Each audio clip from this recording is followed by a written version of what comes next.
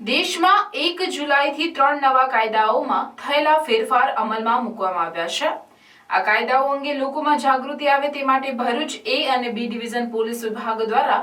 લોક જાગૃતિ અને નવા કાયદાની સમજણ આપવા માટે લોક દરબાર કાર્યક્રમનું આયોજન કરવામાં આવ્યું હતું।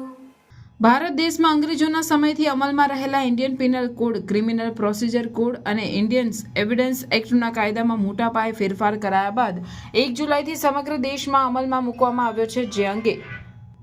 લોકોમાં જાગૃતિ આવે તે હેતુસર ભરૂચ જિલ્લા પોલીસ વિભાગ દ્વારા લોક જાગૃતિના કાર્યક્રમો કરી લોકોને નવા કાયદા અંગે સમજણ આપવામાં આવી રહી છે, જેના ભાગરૂપે ભરૂચ શહેર એ ડિવિઝન અને બી ડિવિઝન પોલીસ વિભાગ દ્વારા દાંડિયા બજાર સ્વામિનારાયણ મંદિર ખાતે પીઆઈ વીયુ ગડરિયા અને એસડી ફુલતરિયાની ઉપસ્થિતિમાં લોક દરબાર યોજાયો હતો। આ લોક દરબારમાં ઉપસ્થિત શાંતિ સમિતિના સભ્યો, શહેરના અગ્રણીઓ સહિત પ્રજાજનો ઉપસ્થિત રહ્યા હતા।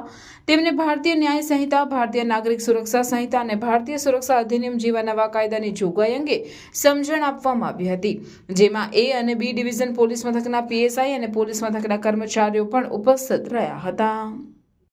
દેશની અંદર જે નવા કાયદાઓ છે બીએનએસ,